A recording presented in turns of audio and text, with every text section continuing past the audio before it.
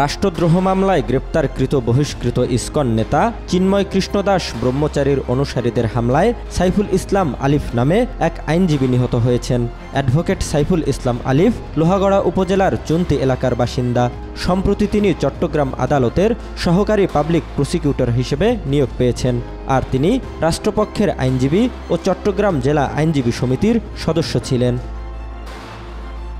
মঙ্গলবার চট্টগ্রামের মেথরপট্টি রঙ্গম টাওয়ারের পিছনে আলিফকে জবাই করে হত্যা করেছে বলে অভিযোগ উঠেছে। চিন্ময় কৃষ্ণদাস ব্রহ্মচারীর মুক্তির দাবিতে আদালতে হামলা চালায় বাংলাদেশ সম্মিলিত সনাতনী জাগরণ জোটের সমর্থকরা। এক পর্যায়ে আইনজীবী আলিফকে নির্মমভাবে আক্রমণ করলে তাকে উদ্ধার করে চট্টগ্রাম মেডিকেল কলেজ হাসপাতালে নেওয়া হলে সেখানে কর্তব্যরত চিকিৎসকরা মৃত ঘোষণা করেন। এ ঘটনায় আরও কয়েকজন আহত হয়েছেন। ঘটনার সত্যতা নিশ্চিত করেছেন চট্টগ্রাম আদালতের সহকারী public prosecutor Mohammad advocate Enamul. এছাড়াও অ্যাডভোকেট মুক্তার উদ্দিন সাগর নামে এক আইনজীবী জানান, আমার চোখের সামনেই অ্যাডভোকেট সাইফুল ইসলাম আলিফকে কোপানো হয়েছে।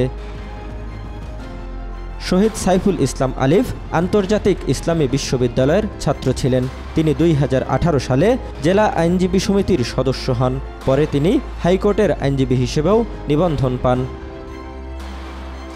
এর আগে চট্টগ্রাম মহানগরীর নিউ মার্কেট মোড়ে স্বাধীনতা স্তম্ভে জাতীয় পতাকার অবমাননার অভিযোগে হওয়া রাষ্ট্রদ্রোহ মামলায় গ্রেফতার হন চিন্ময় কৃষ্ণদাস ব্রহ্মচারী।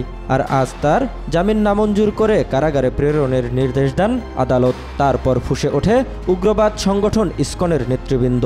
চিন্ময়কে বহনকারী প্রিজন ভ্যান আটকে দেয় এবং আইনশৃঙ্খলা বাহিনীর উপর চড়াও হয়। আইনজীবীকে প্রকাশ্যে কুপিয়ে হত্যার ছবি ও ভিডিও ঘুরে বেড়াচ্ছে সর্বত্র।